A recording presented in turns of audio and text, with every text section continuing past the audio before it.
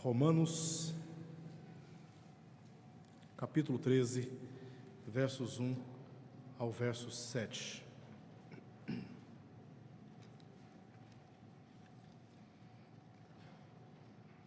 Epístola de Paulo aos Romanos, capítulo 13, verso 1 ao verso 7, que diz assim: Todo homem esteja sujeito às autoridades superiores, porque não há autoridade que não proceda de Deus, e as autoridades que existem foram por ele instituídas. De modo que aquele que se opõe à autoridade resiste à ordenação de Deus, e os que resistem trarão sobre si mesmos condenação. Porque os magistrados não são para temor quando se faz o bem, e sim quando se faz o mal. Queres tu não temer a autoridade? Faze o bem e terás o louvor dela, visto que a autoridade é ministro de Deus para teu bem.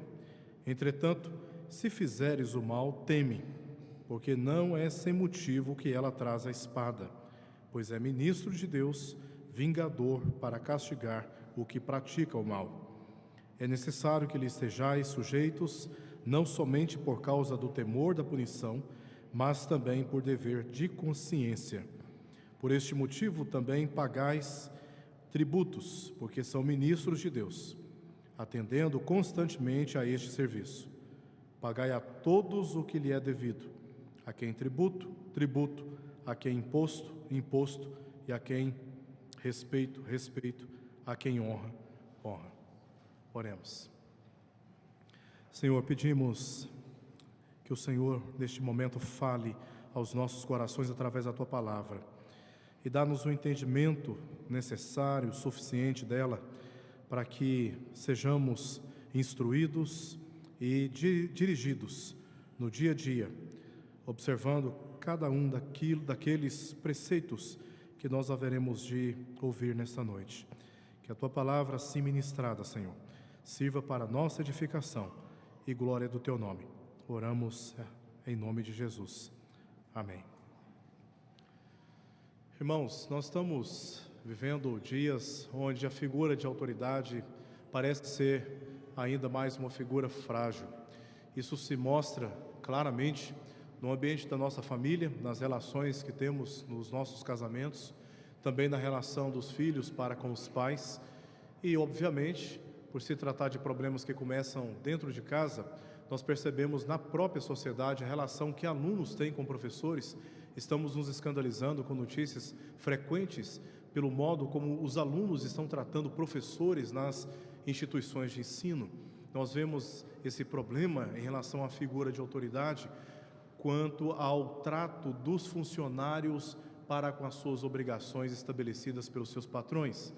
Mas de um modo ainda mais específico, considerando o momento que nós estamos vivendo no cenário político do Brasil, é muito claro o problema que nós temos em relação à figura da autoridade política.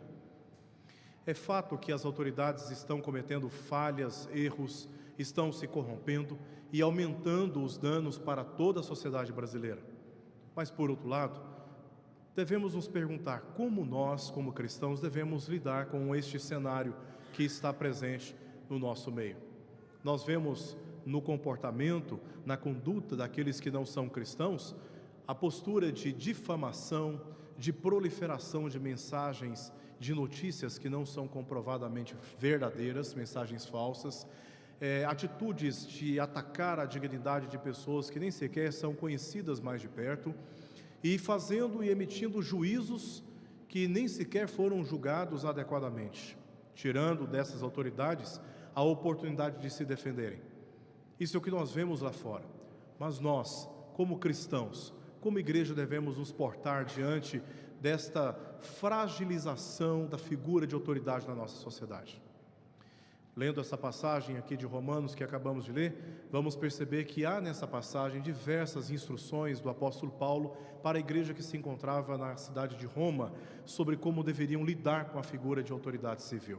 O meu objetivo, portanto, é de trazer algumas dessas orientações à igreja, a fim de nos preservarmos no mundo em que vivemos, como voz que temos como voz profética, sendo luz no meio das trevas, não nos confundindo com aqueles que não conhecem o Senhor e que não têm compromisso com a palavra de Deus. Precisamos manter os nossos corações e as nossas percepções atentas àquilo que diz a palavra de Deus e não seguindo as tensões de uma sociedade caída e que está neste momento sofrendo por causa das suas condições pecaminosas. Bem, observando o contexto da Epístola de Paulo aos Romanos, é importante aqui nós entendermos exatamente o que ele está tratando nesta passagem. Paulo escreve essa epístola no final da sua terceira viagem missionária, por volta do ano 57 depois de Cristo. Ele foi para a cidade de Corinto, ali ele permaneceu por 3 meses, e foi exatamente nesse período que ele escreveu a epístola de Romanos. Essa epístola foi encaminhada para os cristãos que se encontravam na sede do Império Romano, cidade de Roma, pelas mãos de Febe, uma mulher que é descrita no capítulo 16 de Romanos como aquela que foi recomendada pelo apóstolo Paulo para que os irmãos a recebessem e com ela também esta epístola. Paulo, o interesse dele com essa epístola foi de anunciar o Evangelho de Deus, o Evangelho de Cristo, a palavra, como sendo literalmente o poder de Deus para a salvação de todo aquele que crê. Ele fala isso em Romanos capítulo 1, verso 16, especialmente falando. No capítulo 1 de Romanos, Paulo descreve que os gentios, todos eles, eram pecadores e são pecadores. No capítulo 2 de Romanos, Paulo descreve que o judeu também, ele é um pecador, inclusive por causa da sua arrogância de se julgar mais santo, mais isento do pecado do que o próprio gentio. E isto foi, nas palavras do apóstolo Paulo, uma das evidências de que também os judeus se encontravam corrompidos pelo pecado. A conclusão que ele tira está no capítulo 3 de Romanos, no verso 23. Todos pecaram e carecem da glória de Deus.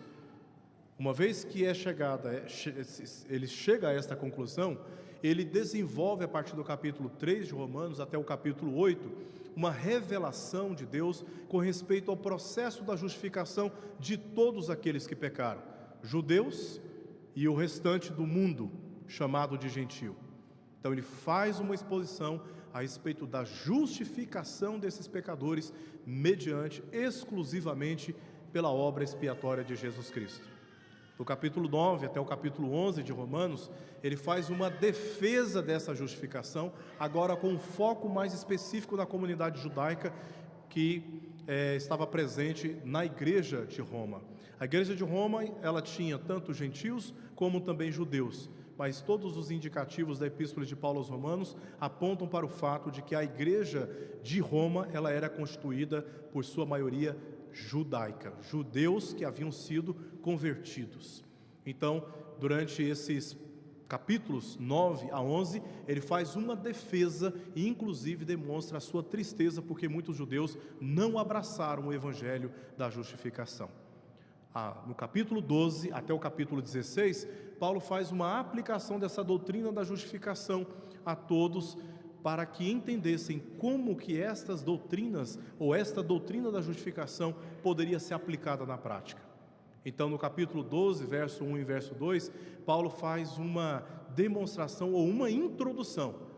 A doutrina da justificação deve ser aplicada a uma vida inteiramente consagrada a Deus, não nos conformando com este século, mas sendo transformados pela renovação da nossa mente. E assim, Paulo demonstra que a justificação começa com uma vida verdadeiramente consagrada a Deus, para que conheçamos qual seja a boa, perfeita e agradável vontade de Deus. Que vontade de Deus é esta? Que sejamos justificados pela fé em Jesus Cristo.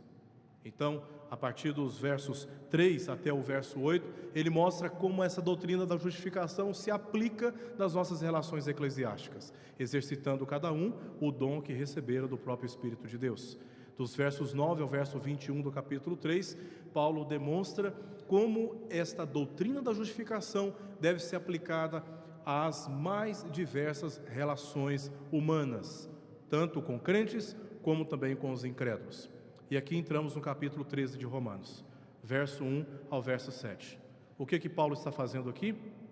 está demonstrando como a doutrina da justificação pela fé em Jesus Cristo deve ser aplicada no modo como nós tratamos as nossas autoridades civis. Então, o que nós veremos aqui nada mais é do que uma aplicação doutrinária no modo como nós devemos nos relacionar com as autoridades civis, e isto nos distingue em relação àqueles que não conhecem o Evangelho, muito menos a justificação pela fé em Jesus Cristo. Queira Deus que neste momento sejamos instruídos pela palavra de Deus mediante a ação do Espírito Santo, porque nós temos uma necessidade neste momento muito sensível para sabermos como lidar com as autoridades que estão aí, não nos valendo das mesmas práticas, das mesmas condutas que nós vemos nos ímpios e que não são coerentes para com a igreja do Senhor Jesus. Então eu dividi essa passagem em 3 temas para facilitar a nossa compreensão. Capítulo 13, verso 1, parte A, aqui nós veremos quais são as recomendações, as orientações de Paulo no tocante a este tema. Ele vai nos mostrar que um dos deveres dos cristãos é de se sujeitarem às autoridades. Do verso 1, a parte B do verso 1 até o verso 2, qual é a fonte primária dessa autoridade? Porque é como se ele estivesse agora no verso 1, parte B ao verso 2, fundamentando a recomendação que ele dá na primeira parte do verso 1. Depois, os versos 3 até o verso 7, ele vai listar para nós basicamente 5 deveres. Ele enfatiza um, mas ele lista pelo menos 5 deveres que precisamos observar no tocante às nossas autoridades civis. Então, a primeira coisa que Paulo fala aqui, verso 1, parte A, é que nós, como cristãos, nós precisamos nos sujeitar às nossas autoridades civis. Olha o que ele diz: todo homem esteja sujeito às autoridades superiores. Ele diz, todo homem. Aqui Paulo está se dirigindo aos cristãos. Todos os cristãos devem estar sujeitos às autoridades superiores. Roma foi a sede do governo de todo o Império Romano. Como residentes em Roma, os cristãos estavam cientes tanto da glória que aquela cidade representava para todo aquele mundo antigo, como também o seu status vergonhoso sob a direção de Nero, o imperador que governou Roma do ano 54 até o ano 68 depois de Cristo. Nero era um governante, um tirano, um governante muito confuso, bastante confuso. Uma das suas mais famosas confusões foi quando ele pediu ao Senado para fazer uma reforma da cidade e o Senado recusou aquele investimento, aquele empreendimento. Então ele resolveu, através de uma organização muito bem feita, colocar fogo principalmente na área ou nas zonas periféricas da cidade de Roma, onde haviam grandes bolsões, grandes favelas, e ali moravam os crentes, moravam os estrangeiros, escravos. Então conseguiu colocar fogo em boa parte destas zonas periféricas da cidade de Roma e depois culpou os cristãos por aquilo que ele fez. A estratégia de Nero foi: se o Senado não aprova fazer a reforma da cidade e assim eu engrandecer o meu nome e me salvar desta impopularidade, então, colocando fogo na cidade, justifica-se uma reforma, exatamente o que ele queria fazer. De modo inconsequente, ele destruiu a vida de muita gente e ainda culpou os sobreviventes. E era justamente nesse contexto que Paulo está falando aqui para a igreja que se encontrava em Roma, na sede do governo, na sede do Império Romano. Então, Paulo insiste para que os cristãos, mesmo num contexto como esse, dedicassem sujeição às autoridades civis. E esse assunto, ele não trata somente aqui em Romanos. Esta exortação, ele repete ao pastor, jovem pastor que se encontrava na ilha de Creta, lá onde havia esse pastor chamado Tito. Só para efeito de introdução, a epístola de Tito, essa carta de Paulo a Tito, foi escrita num período onde Paulo sai da prisão de Roma, sua primeira prisão. O Atos capítulo 28 termina com Paulo nessa prisão, uma prisão domiciliar, que ele foi obrigado a pagar o aluguel dessa casa. E ali durante 2 anos Paulo esteve pregando o Evangelho. Em Filipenses ele diz que tinha expectativa de ser liberto dessa prisão, o que realmente aconteceu. Ele passou por uma sentença, foi liberto dessa prisão, e aí houve um período até a sua segunda prisão, quando ele escreveu a primeira epístola de Timóteo e também essa epístola a Tito, que se encontrava em Creta. Paulo diz em 1 Timóteo, capítulo 1, verso 3, que Timóteo se encontrava em Éfeso e Tito se encontrava na ilha de Creta. E ele escreve para Tito, a fim de que Tito colocasse em ordem todas as coisas na igreja. E uma das coisas que o apóstolo Paulo recomenda a Tito foi exatamente isso. Capítulo 3, verso 1 ao verso 2. Lembra-lhes, aos crentes cretenses, que se sujeitem aos que governam, às autoridades, sejam obedientes e estejam prontos para toda boa obra, não difamem a ninguém, nem sejam altercadores, mas cordatos, dando provas de toda cortesia para com todos os homens. Isso é o que Paulo diz a Tito, que se encontrava em Creta. Pouco tempo depois, Paulo foi preso novamente e ele volta para Roma, agora num contexto de muito mais intensa perseguição. Por isso que ao escrever a Timóteo, na sua segunda epístola, os indicativos que Paulo dá é de melancolia, é de tristeza, porque ele não via a possibilidade de sair daquela prisão mais. E ele então escreve a Timóteo a sua última epístola, dando ali várias instruções e despedidas que ele faz no final daquela epístola. É justamente num contexto como esse, de prisão, de, diríamos, injustiça, porque no final da sua terceira viagem na cidade de Jerusalém, ele foi acusado falsamente. Vê que fake news é um problema antigo, não é um problema moderno, né? Ele chega na cidade de Jerusalém e é acusado de ter introduzido um gentio no templo, o que não era permitido. E por causa dessa fake news, Paulo foi aprisionado e ele apela para ser julgado por César, por isso que ele é levado para Roma. Justamente num contexto como esse, Paulo escreve, diante de um governo como esse, ele escreve exortando a igreja aqui de Roma para que estivesse sujeita às autoridades superiores. A sua exortação, ela é clara e isso está bastante evidente aqui nesta parte da passagem. Agora, qual é a fonte primária dessas autoridades? Agora Paulo vai justificar o porquê nós devemos sujeição às nossas autoridades superiores.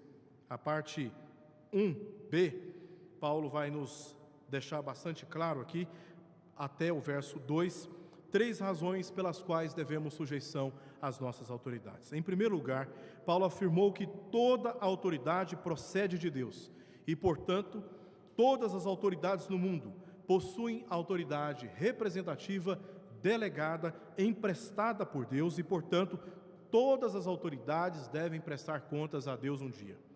Ele diz: não há autoridade que não proceda de Deus. Isso está na segunda parte aí, no meio do primeiro verso do capítulo 1. Não há autoridade que não proceda de Deus. Assim, ele está afirmando que Deus é a autoridade suprema. Nenhuma instituição humana pode ser equiparada com a autoridade divina.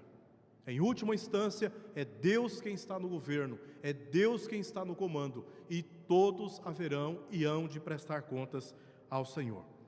Um exemplo que nós temos no Novo Testamento desta verdade foi aquele episódio em João capítulo 19, quando Pilatos provoca Jesus, Jesus evita respondê-lo e ele faz uma advertência a Jesus como se fosse uma autoridade suprema. Ele disse assim, no verso 10 do capítulo 19 de João: não me respondes? Não sabes que tenho autoridade para te soltar e autoridade para te crucificar? Em resposta, Jesus declarou: nenhuma autoridade terias sobre mim, se de cima não te fosse dada. Jesus declara que Pilatos, embora acreditando ser a última instância de autoridade, não era. A última instância de autoridade é o Senhor. E Paulo está afirmando aqui nessa passagem que toda autoridade procede de Deus. E dessa forma, as autoridades representam o governo de Deus na terra. Segundo lugar, Paulo afirmou que as autoridades que existem obedecem a uma ordem que o próprio Deus estabeleceu. Finalzinho do verso 1. e as autoridades que existem foram por eles instituídas, estabelecidas, ordenadas, designadas. Esta é uma razão pela qual Paulo exorta a igreja, a segunda razão pela qual Paulo exorta a igreja a se submeter às autoridades civis. O próprio Deus estabeleceu uma ordem funcional, para que uns governem e outros sejam governados, tanto no Estado como também na família e nas relações conjugais. Deus assim estabeleceu uma ordem funcional para que haja paz entre nós. Se todos comandam, se todos dirigem, se todos decidem, nós não temos ordem, nós temos um caos. E foi o próprio Deus que sabiamente estabeleceu a ordem de uns governando e outros sendo governados. Isso fica claro no seu terceiro motivo pelo qual a igreja deve se portar diante das autoridades civis com submissão. Ou melhor, os cristãos devem se portar com submissão às autoridades civis. Ele diz isso no verso 2. Paulo defende a necessidade de preservar essa ordem que o próprio Deus estabeleceu. Diz o texto: de modo que aquele que se opõe à autoridade resiste não à autoridade em si apenas. Em última instância, resiste à ordenação de Deus, ou a direção de Deus seria uma possível tradução para essa palavra aqui. E os que resistem trarão sobre si mesmos condenação. O que ele argumenta aqui é que esse princípio de autoridade reflete a própria autoridade de Deus e, portanto, quando resistimos, estamos resistindo a um princípio que o próprio Deus estabeleceu entre os homens. Os que resistem, insiste Paulo, sofrem danos previsíveis de se posicionar contra o princípio universal que Deus estabeleceu, que é de obediência às autoridades. O próprio Deus se encarrega de castigar os desobedientes. É claro que Paulo está instruindo a submissão voluntária, tendo em mente o regime regular de governo, o que ele mesmo se submeteu a diversos tribunais e julgamentos, acatando cada decisão, mas sem nunca negar a sua fé. Paulo passou por muitos tribunais, ele sofreu muitas injúrias, ele sofreu vários ultrajes e humilhações debaixo dessas autoridades. Ele acatou cada uma dessas autoridades, mas ele nunca negou a sua fé. Quando a obediência às autoridades exigiu desobediência a Deus, os apóstolos preferiram obedecer a Deus, porque ele sempre foi maior do que qualquer instituição humana. É o que nós vemos, por exemplo, em Atos, no capítulo 5, versos 27 a 29, que diz assim: trouxeram-nos apresentando-os ao Sinédrio, que era o fórum legislativo jurídico dos judeus. E o sumo sacerdote, o maior líder do Sinédrio, interrogou-os dizendo: expressamente vos ordenamos que não ensinasseis esse nome, contudo enchestes Jerusalém de vossa doutrina, e quereis lançar sobre nós o sangue deste homem, se referindo a Jesus. Então Pedro e os demais apóstolos afirmaram: antes importa obedecer a Deus do que aos homens. Aqui os apóstolos, eles entendiam a necessidade, eles entendiam o dever de se sujeitar às autoridades civis, desde que não fosse exigida a negação da fé, porque eles entendiam que acima das autoridades, Deus estava no governo e cabia-lhes, portanto, oferecer sujeição, em última instância, a Deus, quando as autoridades civis se opunham à autoridade superior do próprio Deus. Paulo, ao exortar a igreja, ao exortar os cristãos para que se sujeitassem às autoridades, obviamente, ele está aqui contemplando o regime regular de governo, onde as autoridades exercem o seu poder, usam da sua autoridade para tomar decisões, tomar rumos, e assim os cristãos deveriam se sujeitar, desde que a fé dos cristãos não fosse exigida de ser rejeitada ou declarada nula. Então, em primeiro lugar, Paulo recomenda que a igreja deve ser sujeita às autoridades civis. Em segundo lugar, ele demonstra quais são as razões, porque toda autoridade procede de Deus, porque toda autoridade foi instituída por Deus, e foi porque o próprio Deus ordenou, estabeleceu o funcionamento, a ordem nesses termos. Em último lugar, versos 3 ao verso 7, como já foi dito, Paulo lista para nós basicamente 5 recomendações à igreja. A primeira que ele faz está no verso 3 e no verso 4. Fazer o bem e não o mal. Ele disse, porque os magistrados, e essa palavra magistrado aqui é uma palavra usada de maneira muito direta, muito clara, com aqueles que estabeleciam as leis e executavam as leis. Porque os magistrados não são para temor quando se faz o bem, e sim quando se faz o mal. Queres tu não temer a autoridade? Faze o bem e terás dela o louvor. O argumento do apóstolo Paulo é que as autoridades existem e foram por Deus instituídas com qual propósito? Restringir o mal e promover o bem das pessoas. Então, esta autoridade, ela oferece o louvor, ou seja, a liberdade, o bem, quando ela é obedecida, quando a sua direção ela é atendida, quando a ordem estabelecida pela autoridade, ela é preservada. E quem resiste à mesma autoridade, ou quem resiste a essa ordenação, esse funcionamento, sofre consequências, e essas consequências são descritas em mais detalhes aqui nesta passagem, especialmente o verso 4.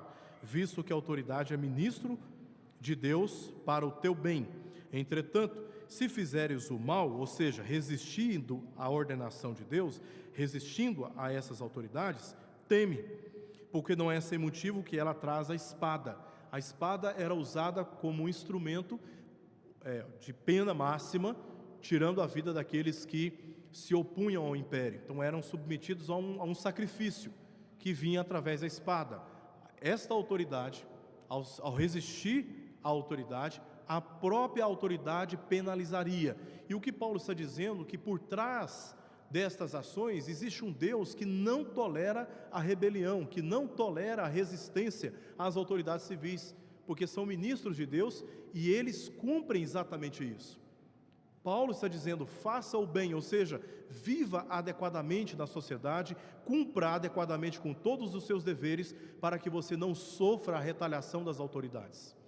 Porque, do contrário, essas autoridades usarão toda a sua força e todo o seu poder contra vocês, e vocês vão sofrer por causa disso. Ele conclui dizendo, pois é ministro de Deus, final do verso 4, vingador para castigar o que pratica o mal. Então, primeiro dever, faze o bem e não o mal, viva adequadamente em sociedade.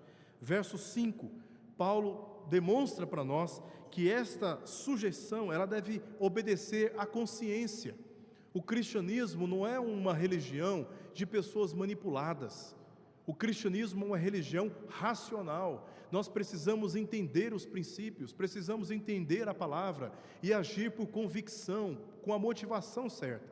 E quando agimos de consciência tranquila, quando agimos por convicção pessoal, o verso 5 diz que isto é necessário, não por causa do temor da punição, mas também por causa do dever da consciência. Ou seja, em primeiro ele diz que devemos nos sujeitar às autoridades civis, fazendo o bem e não o mal. Em segundo lugar, ele diz o seguinte, que nós devemos agir assim por dever de consciência, muito mais por medo da punição.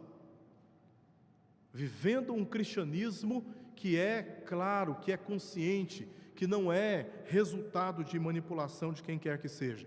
Nós estamos convictos de que este dever é o dever que vem do próprio Deus e assim devemos nos colocar diante dele. Em terceiro lugar, ele diz que oferecer isto é justo, verso 6 ao verso 7.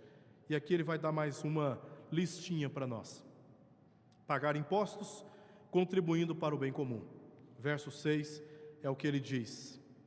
Por este motivo, ou seja, uma vez que a autoridade está lá para fazer o bem comum e punir aqueles que promovem a desordem, que promovem a violência e que promovem a depredação de instituições públicas e punir aqueles que cometem crimes, uma vez que as autoridades estão postas lá, instituídas por Deus, para promover o bem e combater o mal, devemos contribuir financeiramente para a manutenção desta ordem. Verso 6, ele diz: por esse motivo também pagais impostos, porque são ministros de Deus, atendendo constantemente a este serviço. Contribua com o Estado, contribua com o governo através do pagamento de impostos. Nós usufruímos de vários benefícios que o governo oferece, nem todos e nem da maneira satisfatória como nós gostaríamos. Paulo recomenda que a igreja faz parte da sociedade e ela deve contribuir, à medida do seu possível, para que o governo, como foi instituído por Deus, tenha as suas condições favoráveis para o exercício das suas obrigações. E ele termina no verso 7, dando mais uma lista aqui de mais 4 palavras que ele usa. Na verdade, ele está tratando aqui de dois assuntos adicionais, completando a lista de 5 recomendações. A primeira, fazer o bem e não o mal, versos 4 ao verso 5, sujeitando-se às autoridades por dever de consciência. Em terceiro lugar, pagando os impostos, contribuindo para que os ministros de Deus ou as autoridades civis continuem atendendo os seus deveres. E agora, em quarto lugar, no verso 7, ele diz o seguinte: pagai todos o que lhe é devido, a quem tributo, tributo, a quem imposto, imposto, a quem respeito, respeito, a quem honra, honra. Paulo usa a palavra aqui, tributo e imposto. Os dois fazem parte de um dever, de uma obrigação que toca a questão financeira, tributo e também imposto. Tributo é a palavra foros na língua grega. Essas palavras, elas têm distinção no texto e não é à toa, existe uma intenção. O tributo eram pagamentos anuais que se faziam por posse de terras, por casas, inclusive por pessoas. O equivalente que nós temos hoje ao imposto de renda. Paulo diz: a quem tributo, tributo. Se deve tributo, paga tributo. Ele continua dentro desse aspecto, desse caráter financeiro dos deveres que os cristãos tinham para com o governo, com as suas autoridades. A quem imposto, imposto. A palavra imposto não é a mesma palavra para tributo. Agora, a palavra que ele usa é a palavra telos. Telos era uma palavra usada para pagamentos de impostos diários.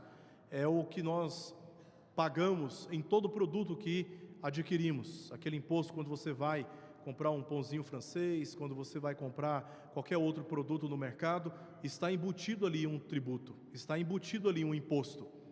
O que Paulo está dizendo é que, como cristãos, nós não podemos violar, negligenciar o pagamento de impostos. Nós temos obrigações que precisam ser observadas. Nós podemos até chegar à conclusão facilmente que esses impostos são abusivos, que os juros no Brasil são os mais altos do mundo, e é verdade. Nós pagamos em torno de 30%, 40% sobre tudo que nós consumimos. Os impostos são altos, mas Paulo está dizendo: se é devido pelo Estado, se é devido pelas autoridades, paguem os impostos, assumam os compromissos. Não tente burlar as leis, não tente violar as leis, porque isso vai trazer sobre vocês mesmos condenações, punições. Atendam adequadamente às obrigações para com os impostos.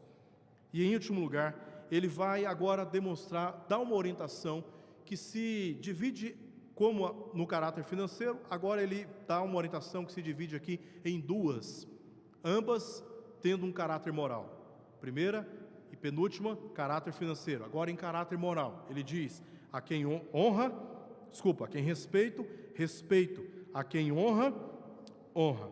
A palavra respeito é uma palavra que se traduz da palavra grega phobos, que é que a gente fala de fobia, né? Aquele sentimento de terror que invade o nosso coração quando nos vimos em uma situação que nos ameaça. Aquilo nos assusta. Você entra numa rua escura, não tem ninguém para pedir socorro, e um sentimento invade o seu coração de medo, e por causa daquele medo você evita seguir adiante e pegar outro caminho. A ideia que essa palavra dá é exatamente esta: Você sabe que andar pelo caminho errado vai trazer consequências. Então, por causa do temor, você se desvia e faz o que é certo. Paulo usa essa palavra para despertar na mente e na consciência dos cristãos que aqueles que têm autoridade, eles devem ser respeitados e tratados com a máxima cautela. Eu me lembro quando era criança, o meu pai, quando ele nos penalizava fisicamente por causa de desobediência, nós tínhamos que ser tratados depois por nossa mãe por causa dos hematomas causados pela disciplina, pela surra que nós tomávamos com cinto. Hoje você pode até questionar isso, mas antigamente isso era a coisa mais normal do mundo. E eu não posso dizer que foi ruim para mim. Todas as vezes que eu desafiei a autoridade do meu pai dentro de casa, eu fui penalizado. E eu aprendi a olhar para o meu pai, a minha infância, a minha adolescência, a minha juventude, até mesmo como adulto, cuidando do meu pai no hospital antes dele morrer, olhando para ele com o máximo respeito, porque eu sabia que era autoridade. Nem crente ele era, mas eu sabia que ele era uma autoridade. Todas as vezes que ele falava comigo, vinha aquele temor, porque eu sabia que a desobediência traria consequências ruins, mas que se eu obedecesse, eu teria do meu pai louvor. Exatamente como Paulo trata aqui no texto. Eu tenho o pressentimento que muitos filhos hoje desafiam a autoridade dos pais porque já perderam o temor, já perderam o respeito, já não há esse phobos, esse sentimento no coração que está diante de uma autoridade, dentro de casa. De tantos alunos que desafiam a autoridade dos professores, e de tantos que desafiam a autoridade daqueles que ocupam cargos públicos, e que são as nossas autoridades. Paulo recomenda que é preciso haver respeito, é preciso haver cautela, porque está se tratando de pessoas investidas de autoridade. E quem investiu essas pessoas de autoridade? O próprio Deus. A quem respeito, respeito. E ele conclui dizendo: a quem honra, honra. A palavra honra aqui é tradução de uma palavra que se chama timé. Essa palavra poderia ser traduzida como preço. A ideia que Paulo passa é que as autoridades, elas têm um valor, e esse valor precisa ser reconhecido.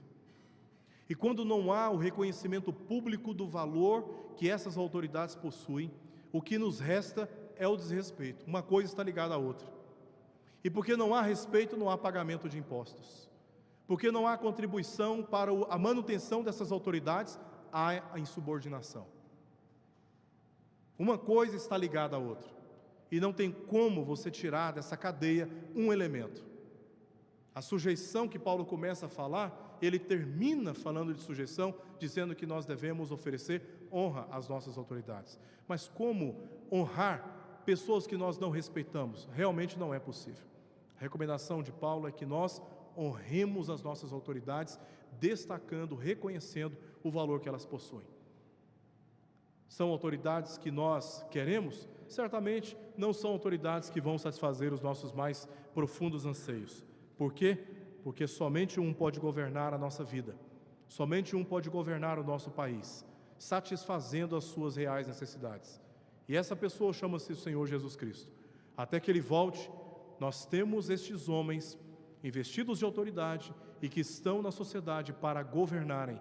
E como cristãos, o modo pelo qual nós devemos tratá-las é de acordo com a palavra de Deus. Nunca acessando redes sociais para difamar, seja qual for a autoridade, e por qualquer motivo. O nosso dever como cristãos, já fazendo aplicação, é de nos posicionarmos de modo distinto daqueles que não conhecem o Evangelho de Jesus Cristo, orando pelas nossas autoridades, fazendo o bem, vivendo adequadamente, não sonegando os nossos impostos, reconhecendo o devido valor das nossas autoridades, a começar dentro de casa, nossos pais, nossos esposos, na nossa igreja, os nossos pastores, presbíteros, diáconos, na escola, na faculdade, os nossos professores, os nossos mestres, no ambiente de trabalho, os nossos patrões, e na sociedade civil, aqueles que estão ocupando cargos de poder para exercerem o governo. E como cristãos, Paulo já instruiu como nós devemos lidar com todas elas. Devemos nos sujeitar às nossas autoridades, reconhecendo que essa autoridade procede de Deus e que o próprio Deus ordenou que as coisas sejam assim. O nosso dever, portanto, é fazendo o bem e não o mal, vivendo adequadamente, atendendo ao que Paulo diz, pagando os impostos, oferecendo às nossas autoridades, além do pagamento de impostos, o nosso respeito e a nossa honra. São as instruções da palavra de Deus para nós, em face do momento em que nós estamos vivendo. Que sejamos como luz no meio dessa sociedade, não reverberando aquilo que de mais ruim se propaga através de redes sociais e das nossas conversas mais particulares a respeito das nossas autoridades. Que a nossa postura seja uma postura de uma igreja firme, sólida doutrinariamente e que sabe qual é o seu verdadeiro papel na sociedade nesse momento em que nós estamos vivendo. Que Deus assim nos abençoe e nos dirija os passos até que o Senhor Jesus volte e estabeleça para sempre o seu reino eterno. Oremos.